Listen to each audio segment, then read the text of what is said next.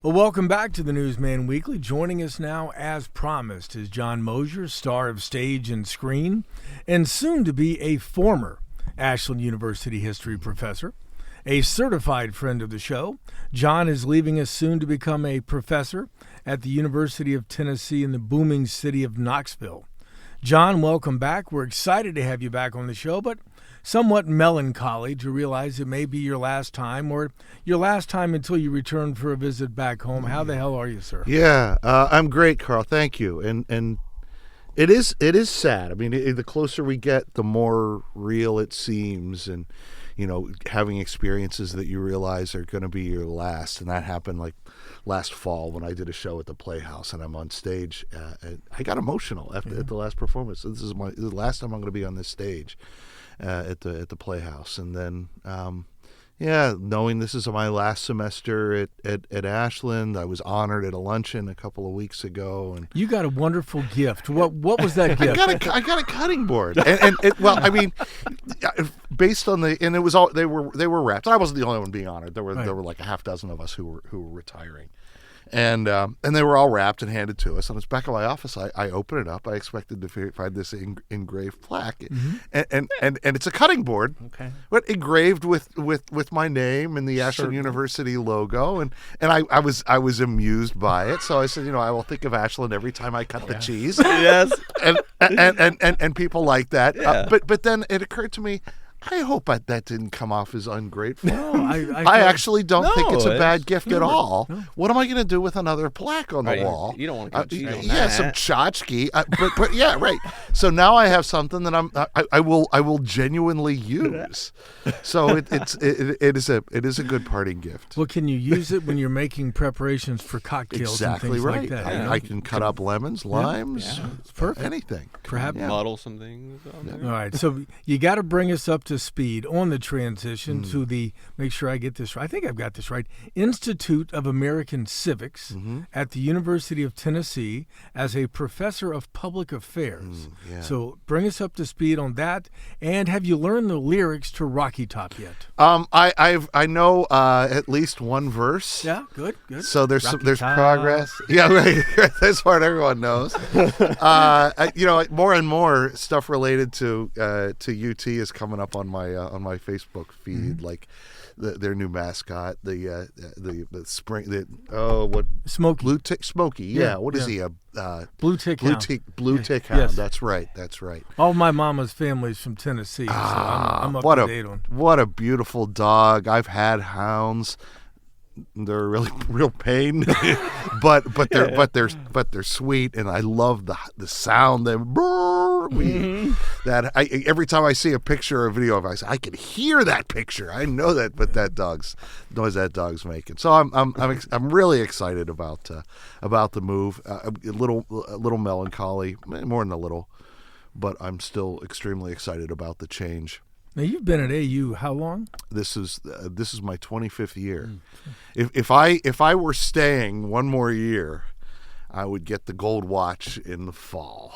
That's what you got the cutting board. You got the cutting board. I got the cutting board. A logical progression in tiers. That's Cutting right. board, gold That's watch. right. And I only wear like Garmin and Apple Watches anyway. So what am I going to do with that? So here's the question. You did retire from Ashland University. Yeah, that's what they called it. You and I are of the age that we could retire. I can't afford to, quite frankly. But why a career change and a whole new job and a whole new state? Yeah, so right, they are calling it a retirement. I had the option of it being retirement. I said yes, mainly because if I retire, I get to keep my email address. Oh. If I'm simply leaving, they will cut me off the day after, and I've had that email address for 25 years. I can't lose that. Yeah, pretty valuable. At this right. So that's why I opted. But because I am over 55 and I have been at Ashland for more than 15 years, I'm eligible for retirement. So why make a change this late in my career? It was a fantastic offer. But I didn't know what the offer was going to be when I started down that road. I was having conversations with the director and the assistant director, who are both old friends of mine. People asked me, did they come to you or did you come to them? And it was a little bit of both. I like many academics. I keep one eye on the job market. It's not like I'm applying to a bunch of things, but over the years I've applied to stuff that seemed particularly promising, and this was, and even after I interviewed, I was very impressed with what I saw when I went down there to interview. But even at that point, I was asking myself, would I really leave Ashland to do this? And it wasn't until I heard the terms of the offer that I was absolutely convinced. Made you an offer you can't refuse. That's right. Look, let's just say it's more than I ever expected to make as an academic. Yeah. Yeah. Well, that's And wrong the perks with that. the perks are terrific, and Knoxville is a great town, and the weather's nicer. No doubt. Yeah. So it helped that I got the offer at the end of February. And, I'm tired of this crap. And it I've been snowed thinking about last Mornings night, like today John. reassure you. I almost think Ohio springs are worse than Ohio winters. Ohio winters, you know what you're going to get. It's Right. going to suck. Yeah. But Ohio spring, it'll tease you. You get a few days. Hey, it was that's wonderful, false and then bam, and it does it repeatedly. Yeah, I did not grow up in Ohio. I was born in Virginia, lived primarily in Georgia, a little bit in Florida, but I have no idea why people choose to live in this damn state in terms of weather. Some people like the variety. It's not variety. It's We can't speak to madness. It's a maelstrom of stupidity. I'll just Never say know what that. you're gonna get. No. But also, I don't want to live in. I lived a couple years in Georgia. That's too hot. Yeah, it is. Florida's too hot. Humid. Tennessee is. Yeah. Look, there are going to be some uncomfortable days, Yeah. but and there will be some snow, but Yeah, you do it get won't more. last. With the Institute of American Civics, I was just looking it up. What's Yeah. the difference?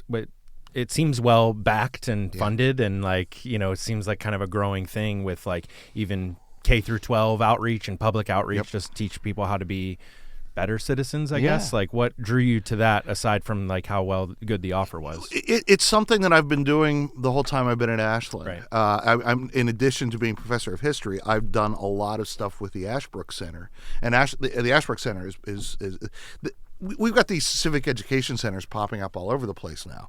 Ashbrook was the OG. So we've been doing that sort of thing, working with teachers, and I think that was one of the things that made me a really appealing candidate down there. I've been chair for the last 13 years or so of a master's program that caters to social studies teachers. So I've got a lot of experience with that stuff. I've done seminars for teachers all over the place. That's part of the appeal right there, and part of why I was appealing to them. Now, will you be spending as much time in the classroom as you do now? Yeah, generally. So I only teach 2 courses a semester at Ashland, but that's because I am a chair of this master's program, but I'm also chair of the department, which is the most thankless job I could imagine. I remember people say, I'm now chair of my department. Oh, congratulations. No. Don't congratulate me. Every chair will tell you the same thing, and it's horribly compensated, and just a whole lot of annoying work that makes you wonder, why am I doing this? No one wants to be department chair. But because one thing that did come of that is I taught 1 fewer course. Ordinary course load at Ashland is 4 courses a semester, but I've only been teaching 2. I will be teaching 2 per semester, although I will only be teaching 1 in the fall. I've never had a semester where I've taught only 1 course. Wow. That's going to be weird. But what they want me, and some of my time is going to be devoted to doing this stuff for teachers. Mm-hmm. I'm kind of feeling my way on that. I'm not sure how much of that would be, but they want me to do research and writing, which I've done all along. But it's been a challenge finding time to do it. Yeah. Now I feel like I got at least another book in me. Well, I was going to ask you, John has written several wonderful books, but he's also created some wonderful historical kind of role-playing games. Which do you prefer, writing a book or creating one of these games? The games are definitely more fun. Yeah. for obvious reasons, right? But they also take a whole lot longer, because it's one thing to write a draft of the game, but then you've got to test it, you've got to find other people who will run it, and then there's an iterative process where it graduates. So like the first game I had published, Japan 1941, I started that in 2009 and it was published in 2020. Wow. The others didn't take that long, but there's a game that I'm very close to finishing that's very high on my agenda after I get down there. I just finished a manuscript for a book. I said I had to get that to the editor before we move, and I wanted it to be even earlier than that, because I want to be spending the month before we move mostly getting ready for the move. Right. That's off my plate now, I'm happy to say. Now, can you spill the beans on what the new game is about? Oh, the new game, yeah, sure. It's the election, the presidential election of 1912. So it's the I thought you were progressive going to say election. 2020 for a second. No. So here's the deal. I don't really like studying as a historian periods that I think I remember fairly well. Mm-hmm. So, like from Reagan onward, I always feel like my memories cloud what, and it's not just memory, because memory tricks us all the time. It does. And how I felt, the emotions that I felt about the time are going to affect it. I thought the 80s were amazing. I still listen to the music of the 80s. I still say Ronald Reagan is the best president of my lifetime.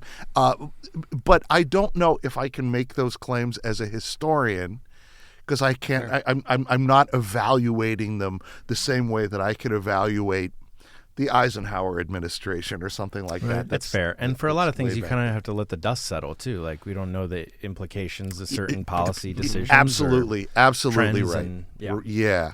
So 1912 is the election where you had Teddy Roosevelt, William Howard Taft, and Woodrow Wilson going against each other. They're all progressives. They all call themselves progressives. And then if you even throw in, as if you get enough players, Eugene V. Debs is the Socialist Party candidate. And they're all calling themselves progressives and saying the other ones are fake progressives. So the whole story is, okay, what is this ism? And then how does it translate into a set of policy positions? So they have to come up, each candidate has to come up with a position on what do you do about big business? Do you break it up like Wilson says he wants to do? Do you regulate it like Roosevelt says he wants to do? Do you nationalize it like Eugene V. Debs says he wants to do? Women's suffrage, the civil rights for African Americans. So these are all things that they have to hash out, applying their understanding of what progressivism means. So those candidates are characters. Everyone else is a prominent American of the time, and they can, generally in politics, and they have their own agendas. They want to find a candidate that matches their views and endorse them. Mm-hmm. And if their candidate wins, then they win. The nice That's thing how about the game works. nice thing about these games, and full disclosure, when COVID hit, we did we couldn't do it in person, but we did an online version of the game that led up to World War I. Yeah, July Crisis. I'm running it now in my Western Civ class. Okay. But the nice thing about, and I wish I would have had history professors like this when I was at OU, because maybe I would have paid attention more. Students are learning even while they don't even know they're learning. Mm-hmm. They're picking stuff up by role-playing it and researching their characters, and that is so much more interesting than rote memorization and dates. And something I get all the time, students say, looking back on the semester, I did twice the amount of work for your class than I did for any other class, but I didn't realize at the time that it was work, because I was playing the game. I was doing what I thought it would take to win. And I thought I knew a little bit about the origins or the start of what led up to World War I, but when we played that, and I think I played like the president of France or something, I actually had to research, and I'm like, I didn't know diddly squat about what actually happened that led up to the beginning of the war to end all wars. Or was that World War II? Which one? It was World War I. Okay, yeah, the World War to end all wars, which we're still fighting. But I'm running one in my Asian history course that's set in India right after World War II. The British have said, we're getting out. what's India going to look like after we go. So it was based on a historical event that took place in Shimla in northern India, this conference where all these Indian leaders are there. Nehru's there, Gandhi's there, et cetera, et cetera. And they're hashing out this issue, presenting their visions for India. And will it end without violence? Will they settle it calmly and peacefully? Almost certainly not. That certainly wasn't the historical result. Yes. All right. For folks who have listened to this show, and you've heard John before, he is a popular historical expert on television shows like the History Channel's History's Greatest Mysteries. Now, so what's your most recent experiences like? And I think I saw you post something about answering the question, what killed Bruce Lee? And I had no idea you were a Kung Fu films fan and expert. What's that about? Boy, I've just become an expert on so many things in the last couple of years. So there's about a 1 year lag between when I go out to do a show and it shows up. But this was one of, I think, 4 I did during a particular trip.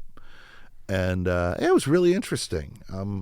And then that airs, it's tonight, right? Yes. It's the 20th. Yes. Yeah. Monday night. Tonight at 9. I don't never stay up that late, but I won't see it anyway. I don't have cable. But if you see it, drop me a line and let me know what you thought. Eventually, I'll be in a hotel somewhere flipping through. Hey, it's on. But that's generally how I see them these days. Yeah. So History's Greatest Mysteries is that's my favorite. I've done more of, now Mysteries Unearthed is catching up with Danny Trejo, but History's Greatest Mysteries, I don't know what it is, but in the last few months I've just been getting bombarded with requests to do these. Somebody's noticing, I guess, but I keep having to say no. Because I've got my life is so crazy right now, getting ready for the move, and I don't want to cancel classes to go out and do a junket like this. So I did. The most recent one I traveled to was New York City in January, where I did some. I think, was it History's Greatest Mysteries? No, it wasn't History's Greatest Mysteries. It may have been Mysteries Unearthed, or it was the one with. No, I can't. I'm forgetting the. I'm not only forgetting the name, but I'm forgetting who the. Dan Aykroyd, the unbelievable Dan Aykroyd. He is really good. I like Dan Aykroyd. You think I never meet any of these people. Yeah. Dan Aykroyd's one of my heroes. Yes. I would love. It would be cool to meet Lawrence Fishburne and Danny Trejo too. But Dan Aykroyd. So they're not standing there while you're doing your thing. They're not standing there. Wow. They're brought in, I think, after everything has been shot, and then they just add their bits. But I think you've told us in the past that you don't necessarily. They'll give you a topic, and you might, they give you 2 or 3 topics, and you actually have to research it a little bit to actually go in and speak with some degree of eloquence. Is that one of the things that happened with Bruce Lee? It's like, okay, well, we're going to talk about the death of Bruce Lee. Yeah, this is what they would hate for me to say. You read the Wikipedia page and you're like, all right. I'm just kidding. Rote memorization. I said it, so. Yeah, I mean, I didn't even do that much. I don't think. And I tell you, I don't know if I said this on one of my earlier appearances, but for the first few that I did, I really did prepare. And then I realized they weren't particularly interested in my, sharing the fruits of my research.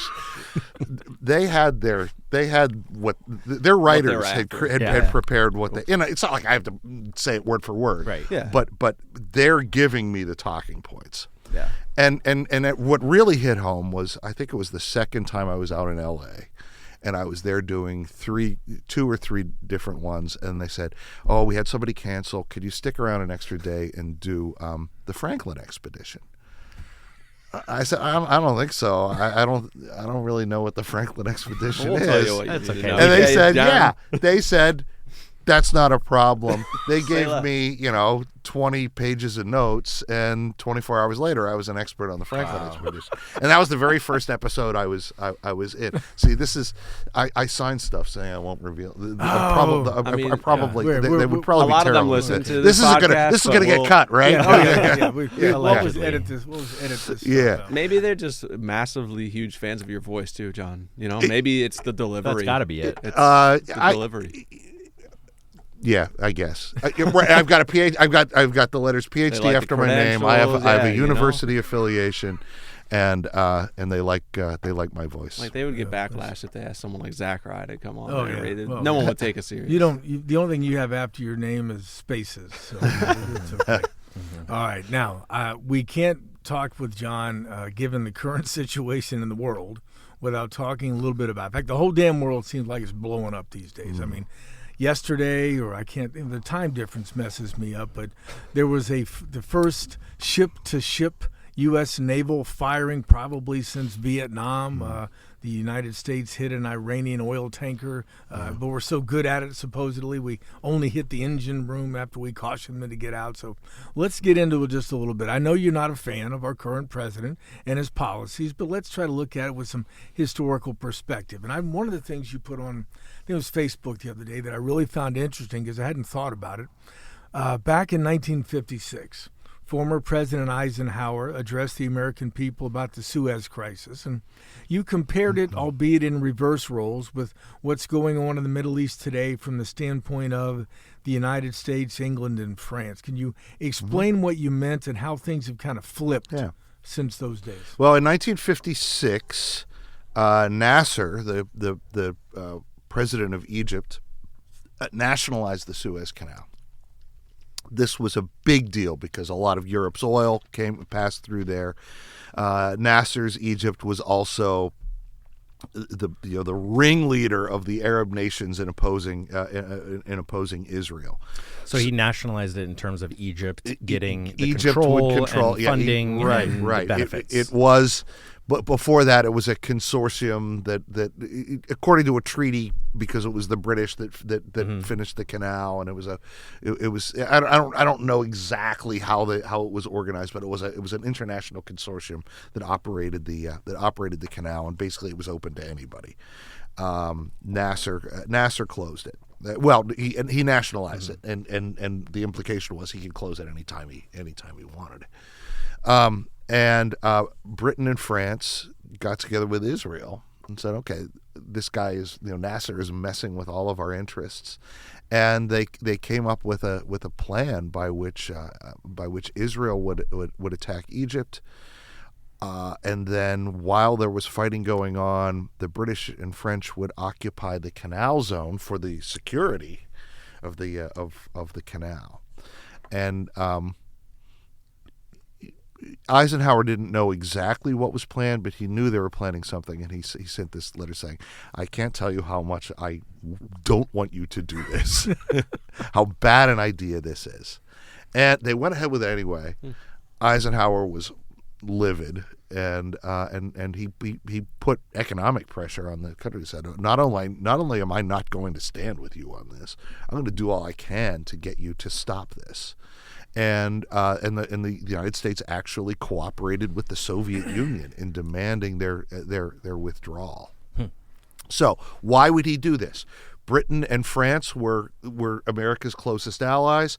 Israel, the relationship wasn't like it is today, but generally speaking, the United States was friends with Israel. Why do this when going after Nasser? And Nasser was no friend of America. Well, the answer was Eisenhower believed in restraint in foreign policy. He believed it was very important that in this overall contest of the Cold War, that the United States that the West not appear as aggressors and as supporting aggression, because the record of the United States and the West was to say it's those guys who commit acts of aggression, and we call them on it.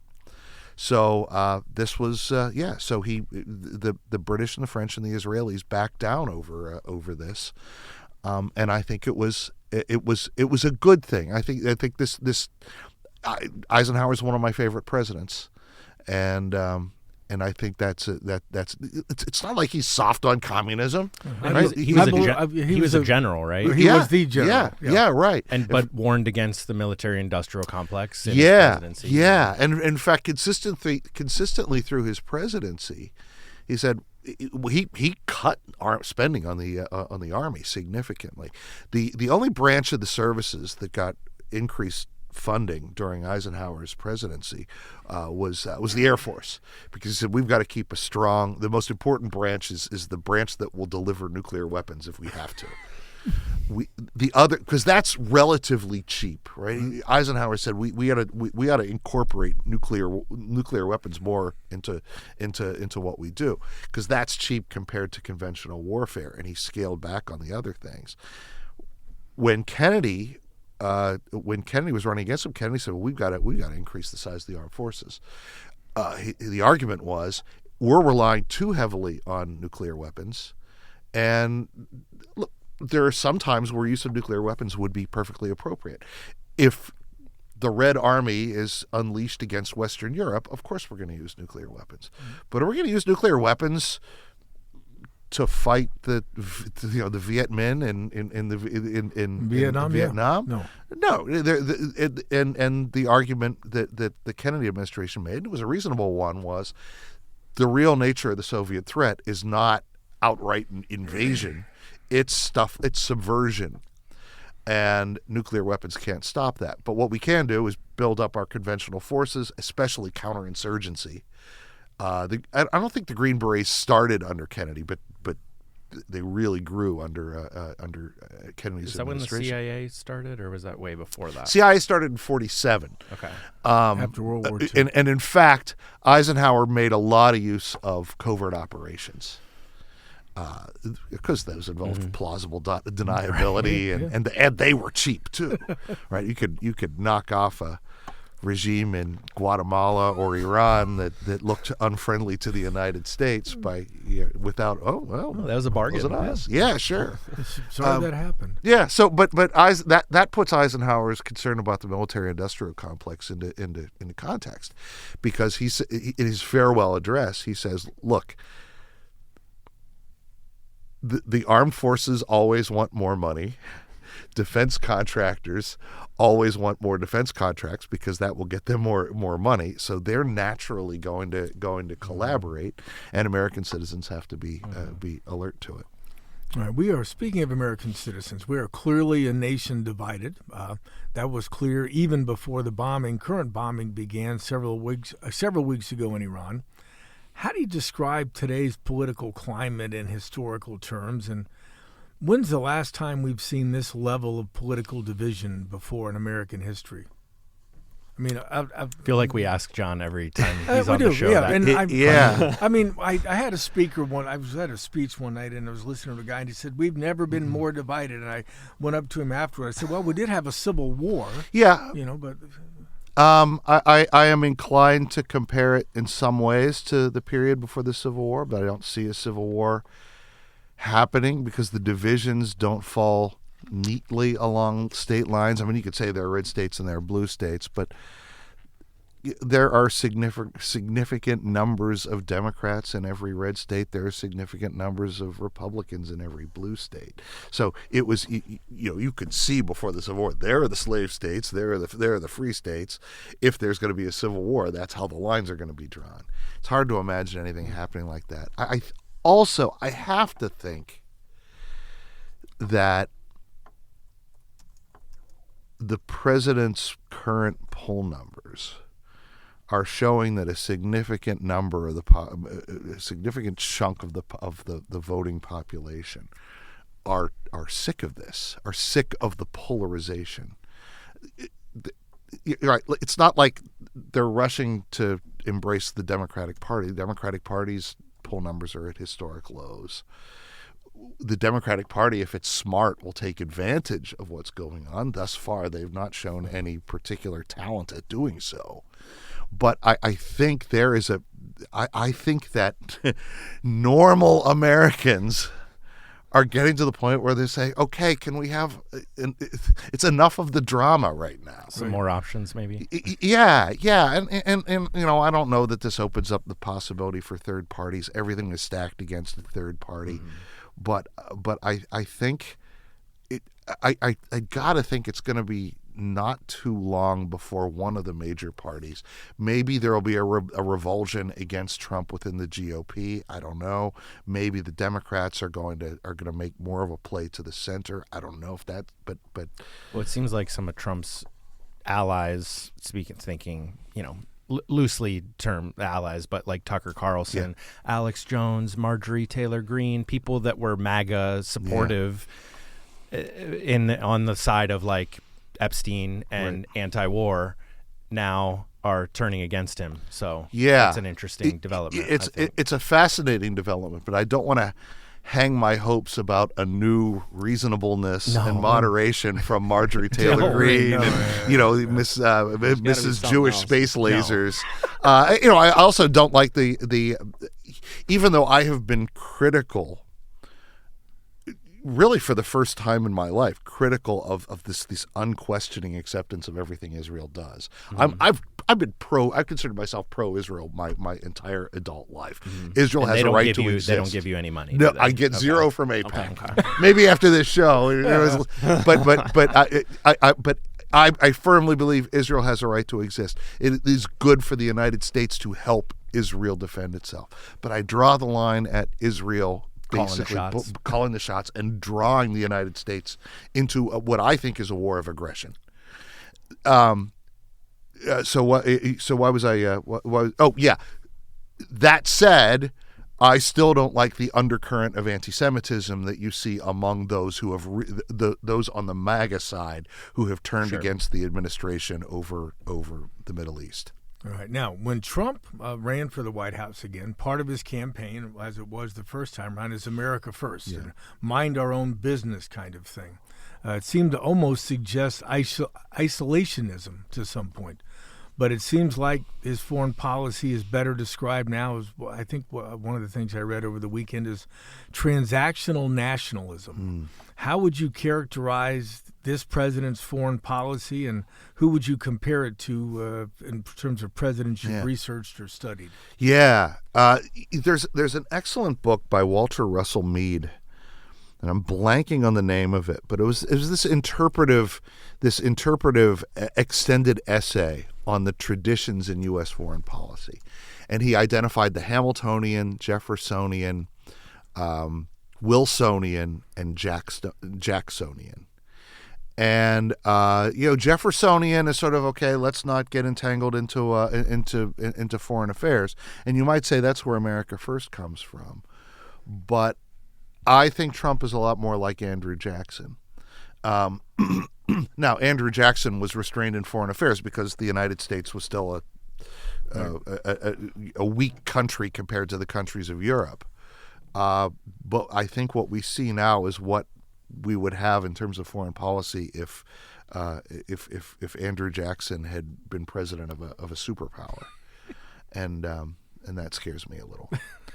So it's America First doesn't mean isolationism. I think I would like it a little more if it did.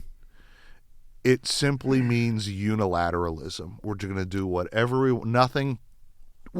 it is perceived to be in America's interest, we're going to do without restraint. I mean, some of the horrifying things I've seen saying international law doesn't mean anything. It's all might makes right.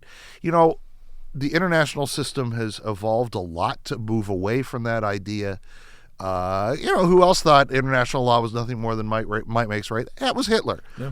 I don't want to go too far making this comparison. But if you have people who have that attitude toward how international politics is supposed to work, that does not promote a peaceful world. Right. Well, are you concerned at this point that it's not even about America, and obviously with Trump, but then just with future presidents or even presidents recently, not just Trump, but with this idea. It's not about America. They're going to say whatever they want to get votes and whatever. But then it's like just about your own portfolio and your own fame. And you have insider trading and so much corruption in it that it's not even about any policy that's going to leave a legacy or help Americans in this way, but it's just about the Trump family. I wonder about this. And I just saw somebody this morning say this is kind of like international kayfabe. Trump will make some announcement or do something that will cause the price of oil to soar. That's good for Putin. And then after a certain interval, he says, okay, we're going to back off of this. Price of oil slips again. But then the stock market surges. And then you've got reports about unknown buyers making massive stocks right before. Right. I am sure that there's a whole lot of corruption going on. Whether it's the purpose, I don't know if I'm prepared to go quite that far. I am sure that there are members of the Trump family who are taking full advantage, but I think at heart here, the president hoped that he could get a really quick foreign policy victory that would boost his poll numbers, and now he's stuck because. He thought this would be another Venezuela. Yeah, and I'm not even clear that we've got that anything was accomplished in Venezuela. Maduro's sitting in a cell somewhere, but his regime is effectively in power. Maybe here's probably Venezuelan oil money going into Trump accounts. But look, it looks like it accomplished something. And in the early days of the Iran bombing, Khomeini's dead. Yay, good. Look. The Iranian regime is horrific. Mm-hmm. No one wants the Iranian regime to prosper. But now we're in this situation. Trump does not want to resort to using troops because he knows that could get us sucked into a quagmire. So what does he do? He just says, "Oh, we're very close to this being over." He'll make a proclamation. And then he'll taco as the term is. Yes. He'll back away from it. So now we're coming to the end of what maybe the ceasefire is over. If not, later this week it's supposed to be. Right. It's supposed to formally end, or we're just gonna have another round of this. And is this going to? Trump's got to realize that if this is still going on in November, he's going to lose. His party's going to lose even bigger than it would lose if the elections were today. Is there any reality in there being just forever war in the Middle East, regardless of who's president? And this being, I know you said go back to biblical terms. There's always sure go back to, right, but as far as American involvement and thinking about contractors and okay, when Biden left Afghanistan, it was well, he did a really shitty job leaving the country. But was that also part of the plan to leave some of that stuff there? And I know this is maybe conspiracy level, but it just seems more and more realistic that went through Obama and through Trump 1 and Biden and now Trump 2, that it's just despite its lack of popularity. Right. Yeah. And it seems like we've redefined what a war is. And because I hear some Trump defenders say, well, we've been at war with Iran since 1979. It's just Trump's finally the one who's tough enough to do something about it. But Trump won't call it a war. It was nothing's declared anymore. There's just sporadic violence, and that would be a big fear that this continues. That war is never declared. Time was at least you would go to Congress and ask for an authorization for the use of military force. Right? Mm-hmm. Bush did that. Johnson did that in Vietnam. Is Bush it a declaration? At least faked a reason. Yeah. Well, the authorization for the use of military force was very broad. And it said, well, anybody who was, anyone with connections to Islamic terrorism, and Saddam Hussein really had nothing to do with Islamic terrorism. So, and then all sorts of things, like all of Obama justified all his drone campaign on this. We went back to that same authorization of the use of military force. Clinton bombed. Clinton did Yugoslavia. it. Yeah. I mean, presidents have always kind of done this, but do you anticipate that if we get a U.S. Navy ship struck, God forbid, while they're enforcing this blockade, that we suddenly, or they pretend it did, like they with the Gulf of Tonkin resolution? Right. I mean, that's the kind of thing that would cause this Congress or the American people to rise up and say, you know what, enough of this. Let's really get this done. If it's fired on by the Iranians, I can't help but think the response is, well, yeah, but we've been attacking the Iranians. I think what made the Gulf of Tonkin incident actionable, even though that was based on a set of lies too, was that to Americans it seemed like, oh, we were just minding our own business, and sure, we were helping South Vietnam, but we were attacked without provocation. It's hard for me to imagine that an attack on a U.S. naval vessel by Iranian forces would be met with horror on the part of Americans, given that the United States has been, bombing and now seizing Iranian ships. I could be wrong, and I certainly know that the administration would try to use it as such, and the administration's supporters will cry crocodile tears over the death of any American sailors in the process. But yeah, it would seem like if you don't call it a war, it's certainly a warlike situation, where it's, as much as I hate the Iranian regime, they do have kind of a right to fight back especially if it's in their territorial waters. Now let's move along just a little bit on this. I know you've done a lot of research into how, and I'm not suggesting that this is going to escalate into something beyond what it is, but World Wars I and II, neither of those, I don't think, when the disagreements began, no one anticipated these would become global conflicts that led to what they did. Do you see any historical comparisons today where, when you look at it, you see, that's concerning because if somebody steps the wrong way, it's, the Archduke death all over again. There's a big, suddenly this escalates way beyond what it is now. Yeah. So, look, a World War I is always conceivable because this is a war that hardly anyone wanted, and it's one of the most studied wars ever for that reason. How in the hell this happened? Hardly anybody wanted this war, but it happened nevertheless. But World War II, people made that happen, right? Hitler made that happen, and he was around at a time when international norms and international rules had fallen into decay. Say what you want about Europe of the pre-World War I era, there was meticulous attention paid to certain rules. I mean, rules went out the window once the war started, right? But world leaders talked about doing away with war. They met at The Hague and they came up with rules for international relations, and a lot of those were just formalizations of things that have been out there for a long time. But the leading powers saw part of their job as managing conflict with one another, and so there was this big move for international arbitration. Countries would sign treaties saying, if there's a dispute between us, we will take our dispute to a third power rather than go to war. Absolutely, World War I torpedoed this, but in the post-World War I period, you saw good faith efforts like through the League of Nations to try to restore this. But with the coming of the Great Depression, countries saying, well, we don't want to take on international responsibilities, there is no enforcement of the rules.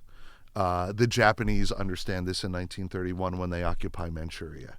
The Italians Mussolini understands this in 1935 when he attacks Ethiopia. Hitler is paying attention. He eventually says, well, I can violate any aspect of the Treaty of Versailles I want, and no one's going to stop me.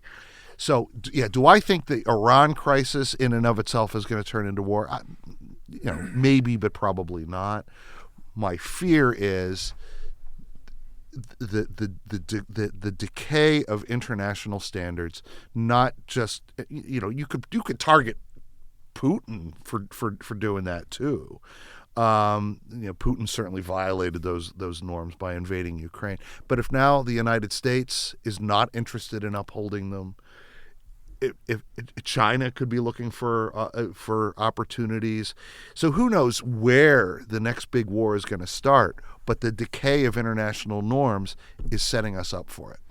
All right, now a couple other things before we end up today. One of the things that I found most interesting is this whole dispute or battle of words between Trump and the so-called American Pope Leo, sitting in Rome.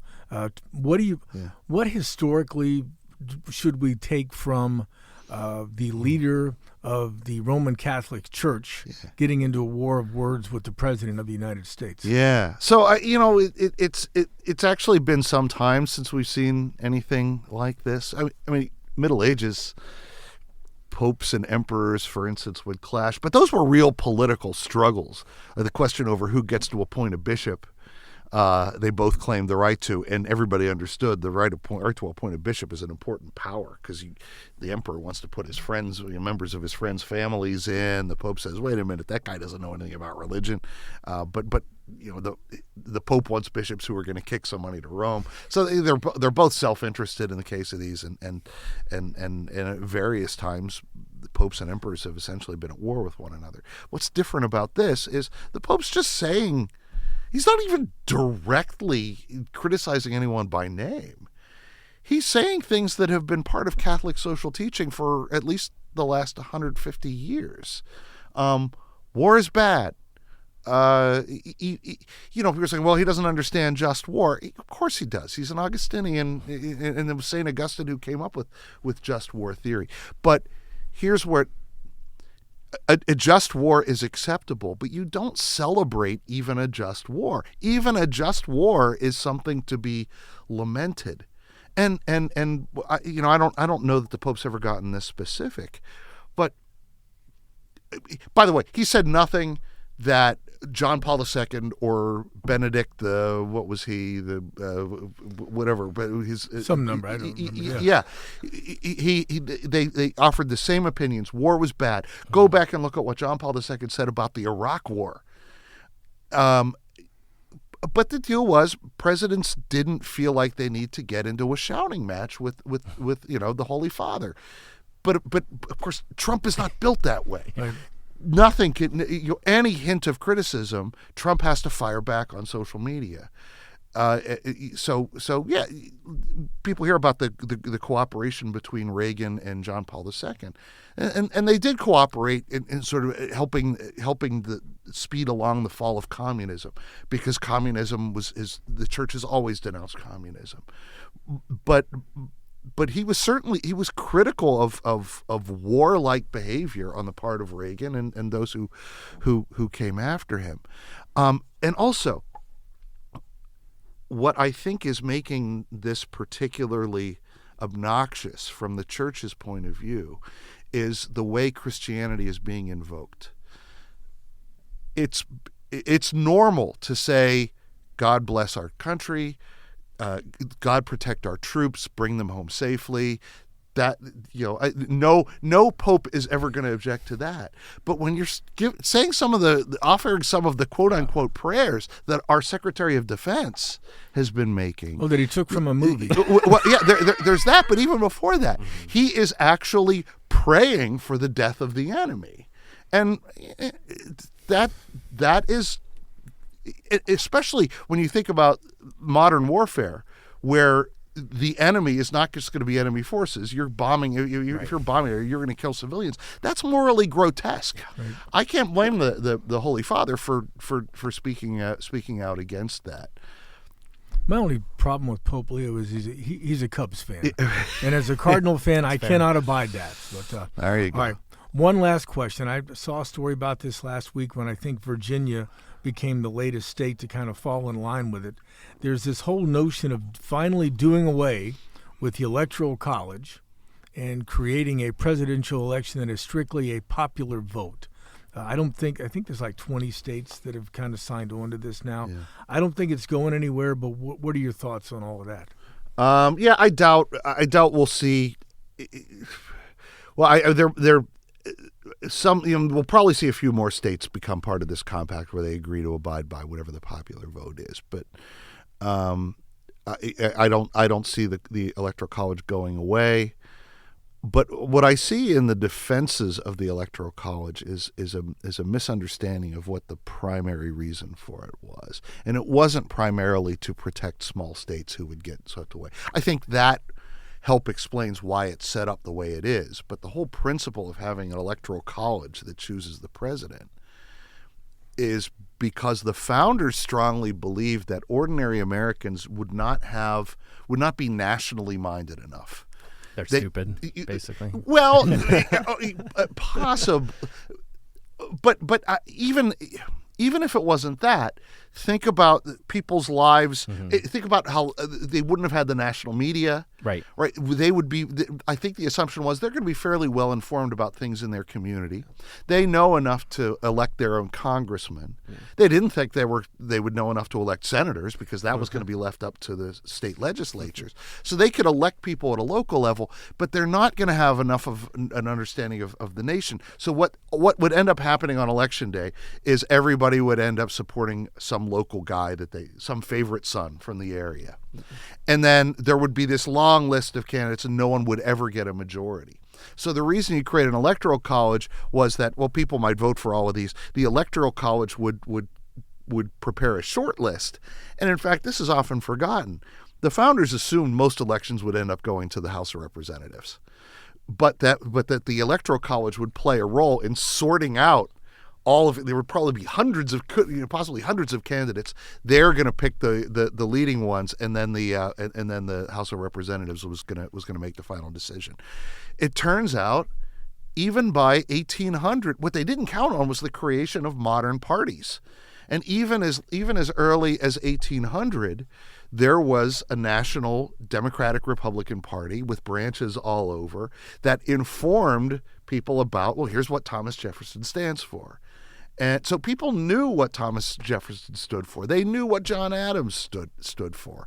So arguably, the Electoral College only functioned as the founders expected for the first couple. And then after that, it was kind of, I don't want to say it didn't matter, but generally speaking, the side that got the candidate that got the popular majority was elected anyhow, with a few rare exceptions. Given the current situation in the United States House of Representatives, I can't imagine how this particular group would handle anything if it was dumped on them and said, okay, here's 6 presidential candidates, pick the one. Yeah. I mean, they can't even agree on when to go to lunch. Yeah, no, that's true. What a holy mess that would be. Congress has not had real responsibility for a while. Yeah, and they show it. Mm-hmm. All right, John, we're going to wrap up. You know what? I wish we could do 2 or 3 more hours because there's a whole bunch more stuff we didn't get to, but do need to end here. Thank you very much for all the times you've been on with us. When you do come back to visit from Tennessee, and you've learned the lyrics to Rocky Top, sufficient to the point you can sing them to us, we'd love to have you back in. All right, I would love that. Yeah, I've enjoyed every moment that I've spent here. Good. Well, best of luck on your travels. Good luck to you and your wife down in Knoxville. Barbecue in Tennessee is infinitely better than barbecue in Ohio because in Ohio they believe it begins with sugar. And in Tennessee, by and large, they believe it begins with vinegar. Yeah. So stick with that. Yeah. But,